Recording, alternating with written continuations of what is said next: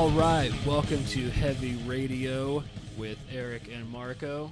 My name is Eric, and this is Marco, and we're here rocking live, coming at you live. I'm coming out of Des Moines, Iowa, and Eric's coming out of Austin, Texas. Loud and proud down here. It is a little colder than I anticipated this morning before we started recording this, but it's good. It's all good down here. How are you doing, Marco?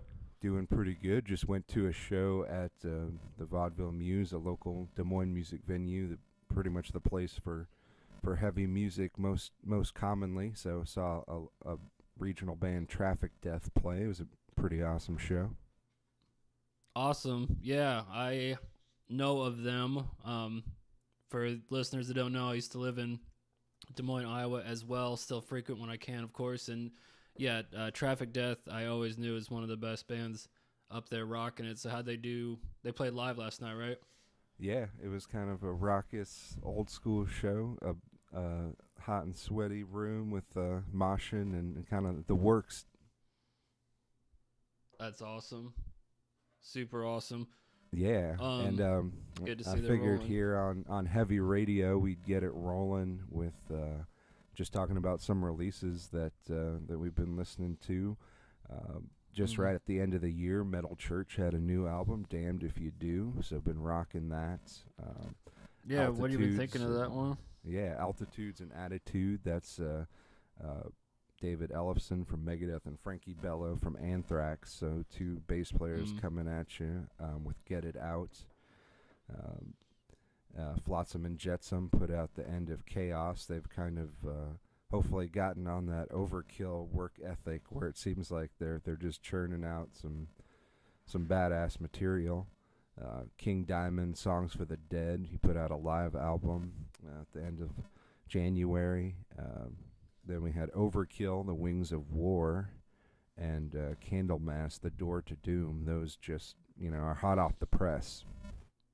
Dang, yeah. I guess we're in that season. We're in that summer is almost on the way, and yeah, I guess this is the time to drop. So, yeah, it's kind of it's awesome that it's 2019 and right out the gates you have some of the heavy hitters there for you.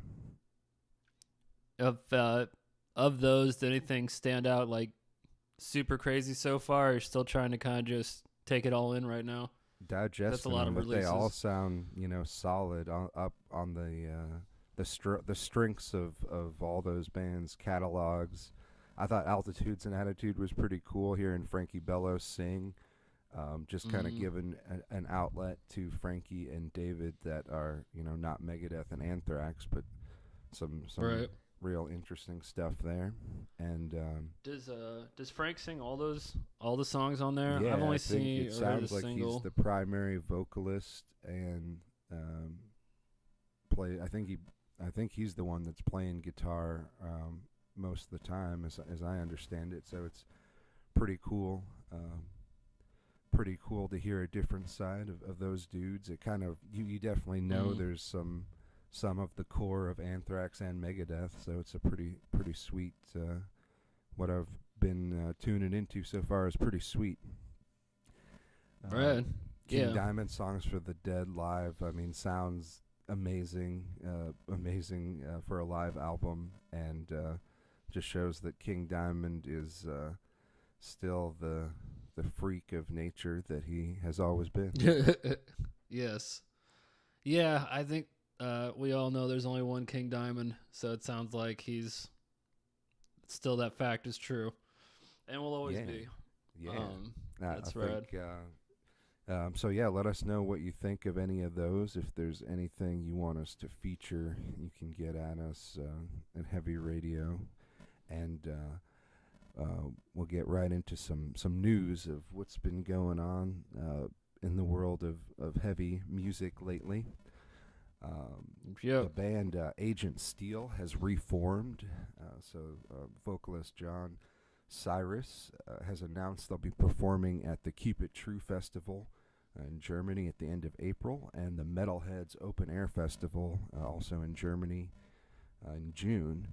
and they're going to play previous material and also plan to play material from a new forthcoming Agent Steel album. So there's a blast from the metal past for you. If you wouldn't, to have a brief aside to that, my introduction to Agent Steel,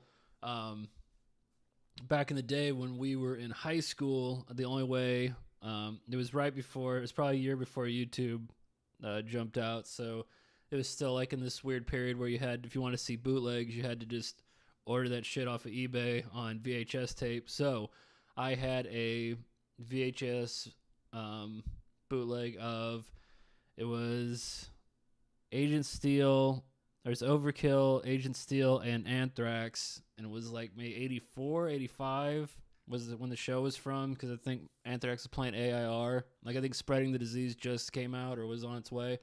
Anyway, Agent Steel, like, they did like a 30-minute set on that, and I was amazed. So they have some really good stuff. They don't get talked about as much from that crew in the early 80s, but yeah, if you like speed metal, check that old stuff out. I'm glad they're back doing the thing. Yeah, I actually think my introduction was you playing them on our original radio show. We should mention that Eric and I had we're lucky and wild enough, I suppose, to have a terrestrial radio show where we were playing stuff like for example, Agent Steel. I don't know that anyone else has been able to get Agent Steel on terrestrial radio. So that's a thing.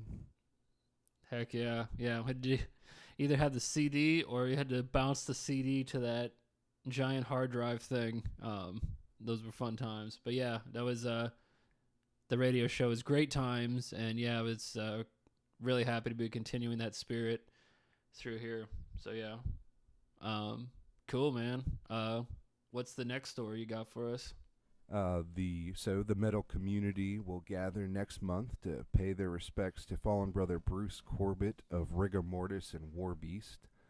There's going to be a tribute show March 30th at Rudyard's British Pub in Houston, Texas, and proceeds from the show will help cover Bruce Corbett's family's outstanding medical expenses. He's got a public memorial going to be held on Saturday, March 9th at the Ridgely Theater in Fort Worth. So I just wanted to say rock in peace to Bruce Corbett of Rigor Mortis and War Beast, and make sure if you're in that region and that's going on, and it's a good thing that they can get some proceeds to his family to help cover his medical expenses. That's a cool thing, man. Yeah. And then I had one last bit of news, just scanning the different feeds. I saw a documentary film about the life and music of Thin Lizzy legend Phil Lynott has been announced. And what I thought was really cool about this, it looks like it's going to be called Songs for While I'm Away, and it's going to follow his life. But the filmmaker is Emer Reynolds, who has won an Emmy in 2017 for a film The Farthest Voyager in Space. He said he's a lifelong Thin Lizzy fan, and that he planned to have contribution from a number of people, including Eric Bell, Scott Gorham, and Darren Wharton. So it just sounds like they have some of the right Thin Lizzy family members. They have a lifelong fan who has had acclaim in filmmaking, making it. So it sounds like it should be pretty cool. That's awesome. Yeah, I'm glad to hear that it's being done by someone that actually really loves and cares about the band. Is a gigantic Thin Lizzy fan. I know you are as well. So that's good to hear that it's by someone that really wants to go and do it, and not do something sensationalized, and just really do it. So he's a cool dude, Mr. Phil Lynott. Yeah, so, yeah. Excited to see that. Can't really talk about bass players or even frontmen without mentioning Phil. And nope. He's one of those guys that transcended the punk, rock, and metal, kind of like a Lemmy character, like Lemmy did, where he's writing a lot of songs, but they don't necessarily fit in in a little box, and he's even got some folky stuff. So it's like, Universal band, really, yeah, between yeah, crews. Yeah. just one of those people that was an artist and transcended really genre constantly. Yeah, and if you're a live performing band of any kind at all, Live and Dangerous, their live record, it's just like you have to listen to that record if you're going to perform live.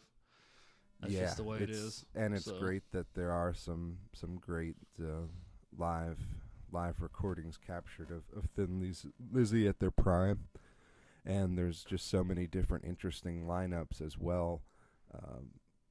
Where there's not necessarily a bad one from my perspective, just different levels of interesting and intensity. rad. Cool. Well, I got a couple news stories as well. Let's see here. First one up. I'm sure if you're listening to this show, you probably know this story of the 1989 Grammys when Metallica famously lost the metal category to Jethro Tull that year. So on the anniversary of that, interview is from Blabbermouth. Lars is on there, just kind of talking about the event. So it's they obviously have a good attitude about it at this point and pretty funny. So it sounds like it was in the moment, probably a different story because it was like he's saying here is the first time they were in front of a mainstream TV audience. So to lose to Jethro Tull was, it obviously became almost a joke. What I didn't know, reading this just today, is that the next year, 1990s, when the Grammys actually had to split out hard rock and a heavy metal category. So that's pretty cool that happened. And then obviously we never heard from Metallica again after that day, but yeah, and obviously Ian Anderson brought heavy metal flute to the masses. All that flute that matters in one place. Yeah, and one leg standing. Yeah, JK, I love Jethro Tull, but yeah. Not hating on Jethro Tull. Don't worry, I like Tull, but not heavy metal compared to Metallica's 1989 stuff. Let's see. Next up, I have one. Looks like Duff McKagan of Guns N' Roses. He was on the Eddie Trunk show. I guess they started talking about the next Guns N' Roses record, and Eddie asked him how real was the potential for another Guns N' Roses record. Duff said, quote, "Oh, it's real, but the fun part and the cool part about Guns N' Roses is we don't really talk about it, and what happens next just happens. It's never been that band that there's a direct schedule of how we do things." So, as a gigantic Guns N' Roses fan, I know you are as well, I'm pretty excited for the possibility that there could be new stuff. What do you think, Marco, is the real possibility of another Guns N' Roses record in this decade or the next? I mean, just knowing the output that the rest of the dudes had, besides Axl, I think it seems very realistic, and it seems like it happened organically, like they're in a good place. And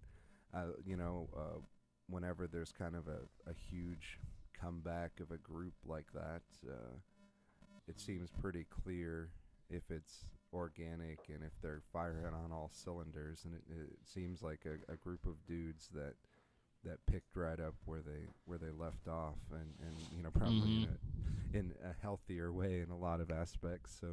So yeah, I think it should be interesting. I would definitely be curious to hear that.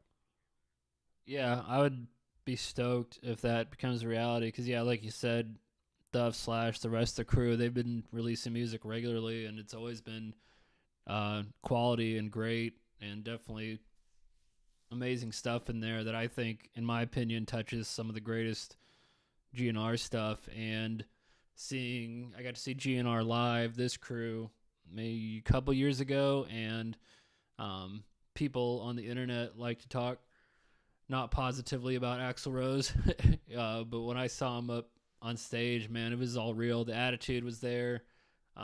He was still hitting crazy notes, and I'm sure if they went to the studio, I mean, it'd still rip it up.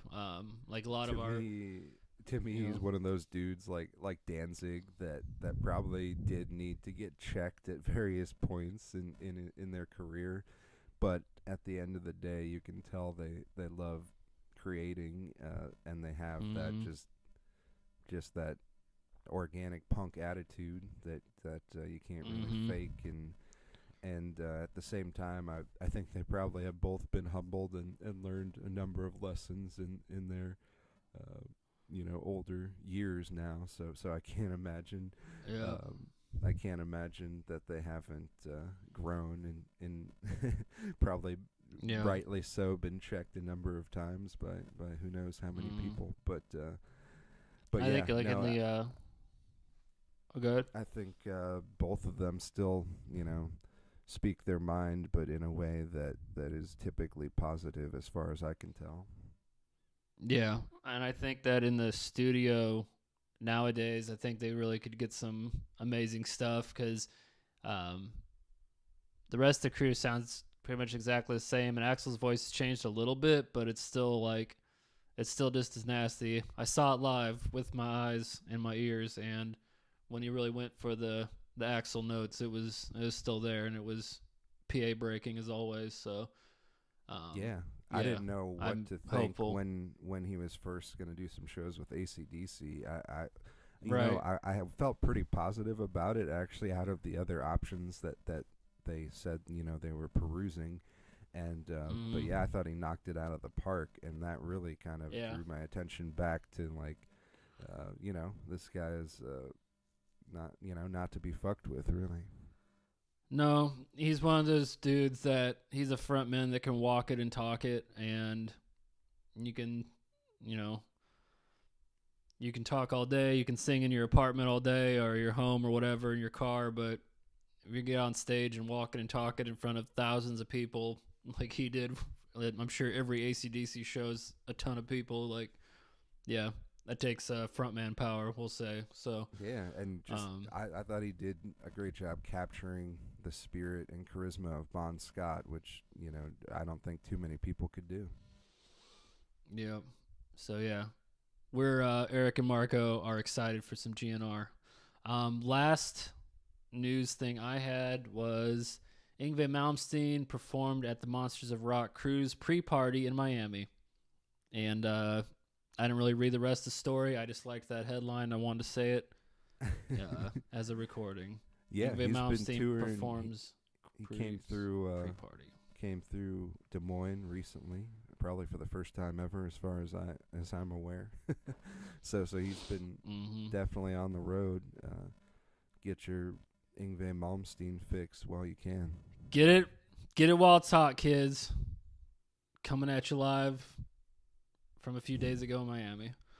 Uh, Yeah, so that's yeah, the news that we've picked up on, and every show we're gonna just hit you up with a playlist and go over some Mhm. tunes and um, Yeah, I'll. yeah. Yeah. Speaking of, this actually kind of was an inadvertent segue. I actually have one random music thing to mention that involves Ingve. But yeah, before I jump into that, basically format is Marco and I are gonna choose each show. Right now we're gonna do 5 songs, so we're kind of choosing uh, 3 old school ones, or not even old school, but maybe past releases. Just stuff we're listening to that we're just hyped on. It can be anything goes, really. And then a couple tracks that are new, and they can either be new bands or new songs by classic bands or anything like that. So just kind of stuff we're really into and grooving. So, but my segue there is Marco. I don't know if you remember this. I found it on Spotify. I was amazed that they had it. Was Steeler, which was the band. I think it's the first thing Yngwie ever recorded on when he moved to the States. Because I think the label was put him on that before. This is pre Alcatraz and before his solo record. So I don't know if you have you heard tell of this record, or do you remember it from like back in the? I know he spun it back in the day, but I don't know if Yeah, you I heard it remember you. recently. I think that was another thing that I discovered from you playing it on our radio show on the FM So, dial. And yeah, what I recall was Yngwie was sort of like a hired gun for that group, right? yep, yeah, it's listeners out there, if you can find it, Steeler. It's a crazy record. It sounds like straight up. It had to have come out like right around the same time as Dawkins' first one. It's the first one, Breaking the Chains, but it's straight up L.A. glam metal, you know, hair metal type thing. But then just Yngwie just soaring over all of it with just ridiculous. I mean, well, he's Yngwie, so. But yeah, it's cool. It's a fun piece of metal history, so it's just cool to hear that because it was pre-Alcatraz that's when I really got turned on to all of it. But anywho's, Marco, I'll let you start this off. Hit me with one of your classic tracks for this show. I'm gonna blast off right out the gates with some "Caught in the Middle" by Ronnie James Dio from the Holy Diver album. Dio to me is like the J.R.R. Tolkien of music. He lived in the trenches. He saw so much and dealt with so many of the issues that he wrote about. And yet he delivered so many of his lyrics in ways that were fantastical yet relatable to many people. And then you can't really talk about this track without talking about the wicked guitar playing by Vivian Campbell. True. Yeah, I don't think enough can be said about the first Dio record. It is amazing, and the trajectory he went from Rainbow to the Sabbath records to his solo career was just crazy, and he was just on fire as far as lyrics and singing prowess, as always, but really just he came out real hot on this one, so amazing record. Yeah, what do you got? Let's see. My first track is from a little band called Anthrax, and that is Death Rider. Their first track off of Fistful of Metal. So for a lot of people, this was like their first album introduction to this band.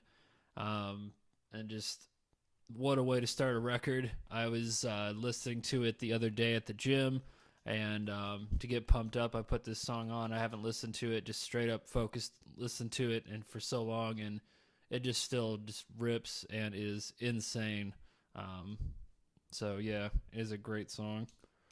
Yeah, I can't deny any of that. And even if you go and watch some of the earliest footage that was captured of Anthrax, just looking at the excitement that those songs created and the environment of everybody just going crazy and having an awesome time.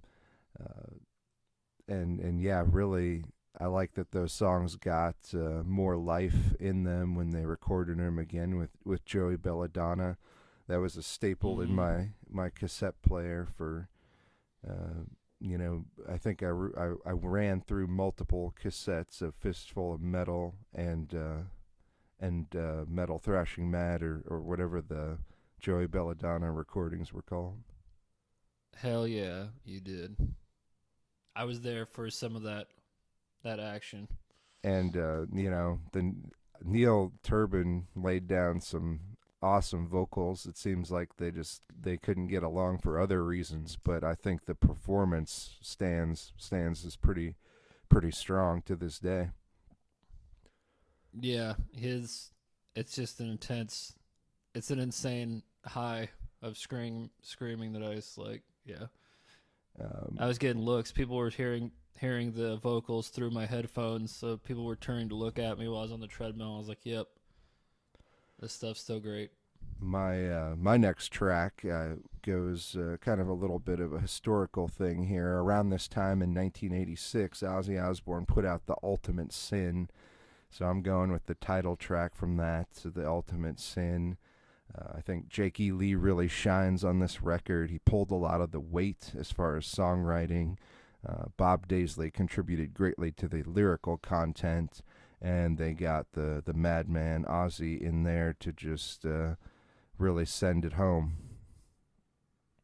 Heck yeah. Yeah, I That was one of the two Jakey Lee records I when I was growing up and getting into all this stuff. It was always Randy Rhoads and then the Zakk Wylde stuff, and I kind of just passed over the Jakey Lee years. I don't know why. I just didn't give them enough attention or take them as seriously. But later on, I went back to them, and I was just like, wow, they're amazing albums, and to have Randy Rhoads, one of the main songwriters, pass, and then to have to step into those shoes and have to try and write in that style, but also move it forward, like that's a huge task of any musician to have to do. And yeah, awesome records.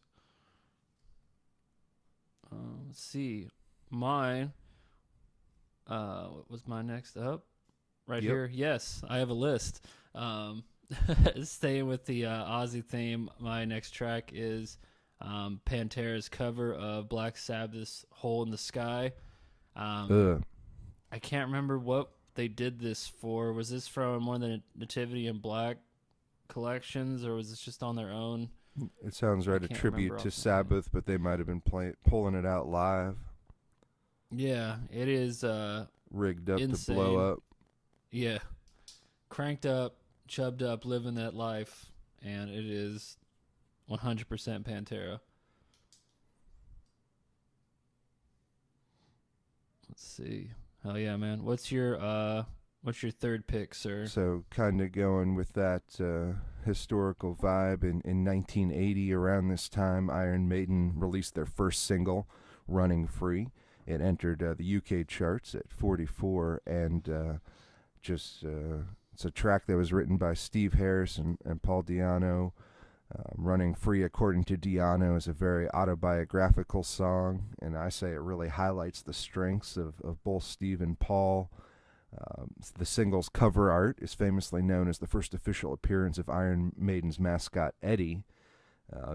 Eddie and Maiden became inseparable from that moment forward, and I think between their management with Rod Smallwood and Eddie, it's those are some of the things that helped the 1-2 punch with the kick-ass songwriting and the blend of punk and heavy music and a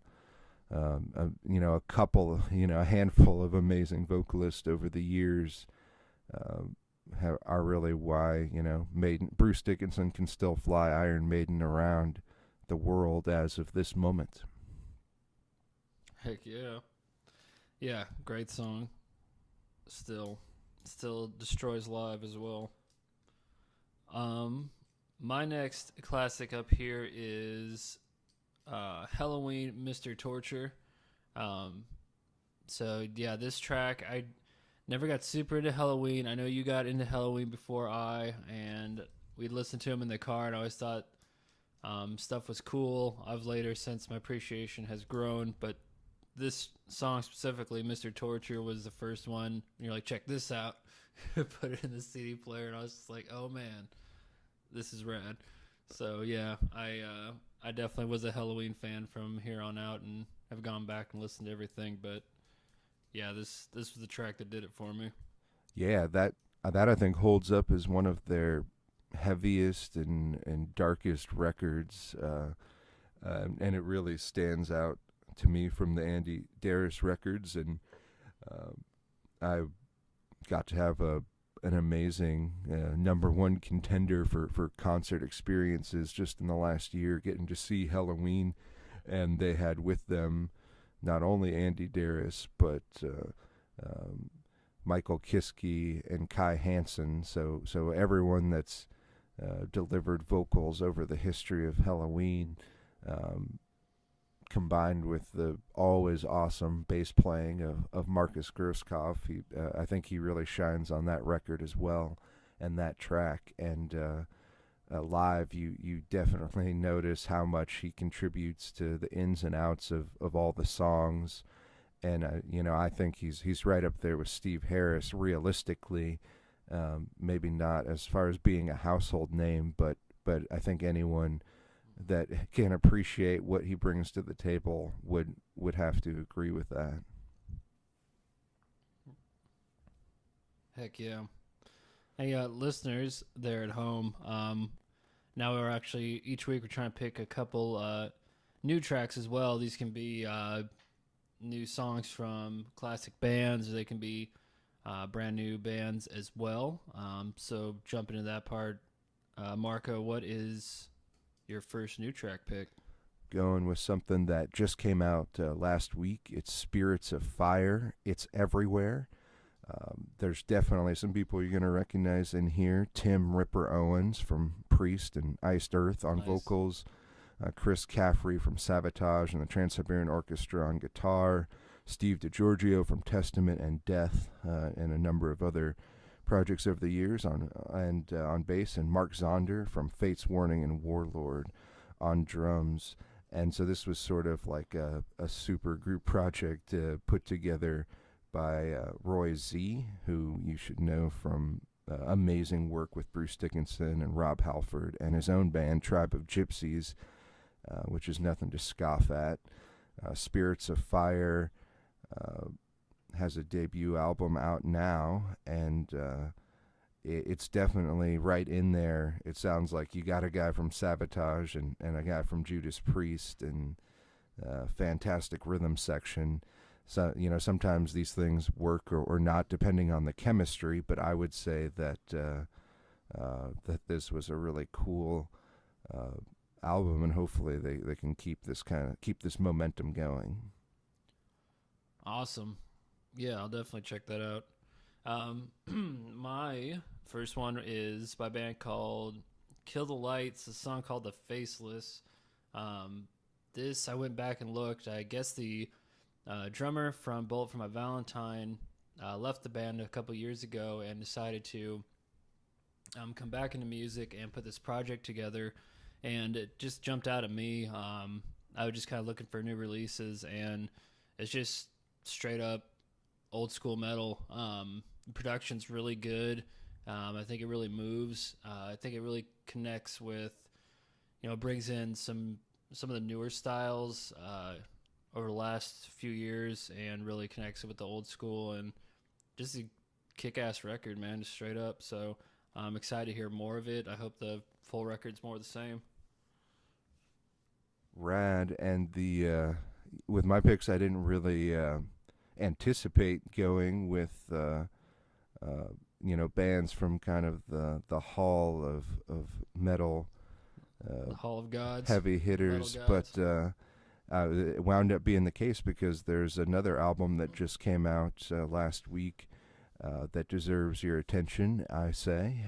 Candlemass has a new record out, and the track that I'm going with is here's the title for you: Astralis, the Great Octopus.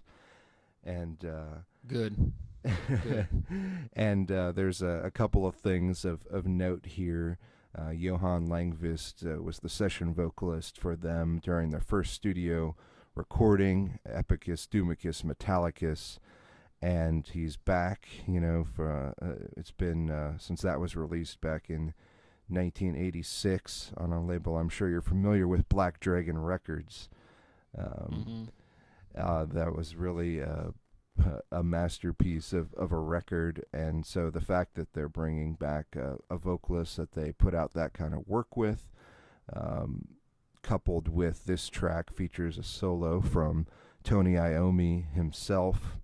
I think it's really something special that I wanted to feature. That's rad. Tony Iommi, Tony Buddy, cutting right through this list. Yeah, it sounds amazing. Yeah, it's great to see that Tony's still, getting out there, and just the fact that Candlemass, never hid how much they were influenced by Sabbath, and now you got a track from them that's got Tony on guitar. It's pretty awesome. Yeah, it's rad. Yeah, definitely want to check that out, and need to. My next pick is a band called Ocean Horse. The song is called Death Row Center. This is another one I was just skimming through new releases. The these cats I hadn't heard of before, so I'm glad I found them. They are from Finland, and they're, I was on their biography. What's it say? We are Ocean Horse from Helsinki, Finland, and we play heavy fucking metal. So I like that bio. No mincing of words. Yeah, exactly. And I really, really digging this track. I listened to their previous full album, and I liked it. But this new direction, this new single's going in, this would really turn me on to them. So I'm excited to hear the full new record. I would say it's old school metal, but the vocals are unique in the way that it's like a John Bush early Armored Saint style, which is kind of like, it's really melodic, but it's thrashy as well, because it's like yelling vocals, but it's super melodic, and it has a lot of control over his voice. So, yeah, it's definitely in that John Bush style, which you don't hear a ton of really these days. Yeah. Now, what always was impressive to me is John Bush. He's always kind of had his own style, and it's really timeless. It sounds great today, and it sounded great in the 80s. It didn't sound like, he was imitating anybody. He's just digs deep and comes at you with some power, raw power. Yeah, till the end of my life, us seeing Anthrax with John Bush at the Surf Ballroom in Iowa was one of the most amazing concerts I've ever been to, and we were right up in the mix in the pit and up front in the fence, and it was insane. And Antisocial was ridiculous. I've never heard that song that fast and intense, and it was great. Yeah, amazing concert. Amazing experience. And it's been amazing delivering this first heavy radio. Boom, segued me. Yeah. Heck yeah. I'm excited to be back here doing this with you, sir, Mr. Marco, and it's just fun to be back into it and excited for where we're going with it. Yeah, great to be back at it, and we'll check in with you here in a couple of weeks, and just keep the radio heavy. We're trying to bring back some stuff that doesn't get as much play on that there radio. And listeners, look out for us on social medias, and we'll keep you guys posted of news and updates there. We'll talk to you guys later. Heavy radio, hell yeah.